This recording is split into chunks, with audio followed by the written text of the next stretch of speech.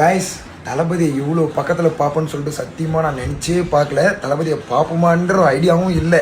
So நான் என் ஃப்ரெண்டுக்கு கால் பண்ணி வா ப்ரோ டீ சாப்பிட போகலான்னு சொல்லிட்டு என் ஃப்ரெண்டை கூப்பிட்டு போனேன். ஸோ அதுக்கப்புறம் தான் அவர் தான் சொன்னார், ப்ரோ இன்றைக்கி மாநாட்டுக்கு போகலாம் அப்படின்னு கேட்டார். இல்லை ப்ரோ, மாநாட்டில் பயங்கரமான க்ரௌட், நம்ம வேணாம் அப்படின்னு சொல்லிட்டு, இருந்தாலும் தளபதியை பார்க்கணுன்னு சொல்லிட்டு நாங்கள் அப்படியே பிளான் பண்ணி பைக் எடுத்துகிட்டு போயிட்டோம். நாங்கள் போனது என்னன்னு பார்த்தீங்கன்னா, எங்கேயாச்சும் தூரத்துலேருந்து தளபதி நம்ம பார்த்தானா சரி ஒரு நம்ம கை காட்டிடலாம், நம்மளை பார்க்க மாட்டாரா அப்படின்றது தான். ஸோ அதுக்கப்புறம் நானும் என் ஃப்ரெண்ட் என்ன பண்ணோம்னா வேலூர் கிட்ட போயிட்டோம். அவர் கிளம்பி வந்துட்டார். ஸோ நாங்கள் அப்படியே கிராஸ் பண்ணி அவர் கேரவேன் பக்கத்தில் போகும்போது தளபதியை பார்த்துட்டோம்.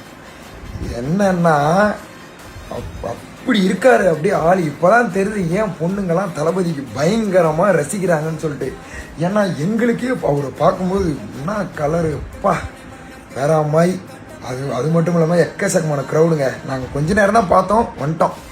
பின்னாடி வந்து இந்த வண்டியெல்லாம் பயங்கரமாக டேமேஜ் ஆகிட்டு இருந்துச்சு. ஸோ என்னன்னு தெரியல.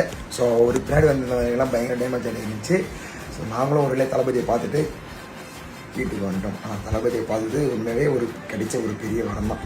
நான் அவ்வளோ க்ளோஸில், ஏன்னா நம்ம ஆடியோ லான்ச்சுக்கு போய் பார்க்கலாம், ஸோ மாநாட்டுக்கு பார்க்கலாம். மாநாட்டிலையும் எங்கேயோ ஒரு தூரத்தில் இருப்பார், ஆடியோ லான்ச்லேயும் எங்கேயோ ஒரு தூரத்தில் இருப்பாங்க.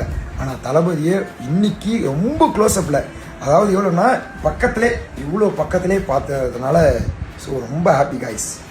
எத்தனை பேருக்கு தளபதியை பிடிக்கும்னு சொல்லிட்டு கீழே கமெண்ட் பண்ணுங்கள். தளபதி ரசிகர்களும் வீடியோ ஷேர் பண்ணுங்கள். நீங்கள் எத்தனை பேர் வேலூர் மாநாட்டில் தளபதியை பார்த்தீங்க பக்கத்தில் அப்படின்னு சொல்லிட்டு மறக்காமல் கமெண்ட் பண்ணிவிடுங்க.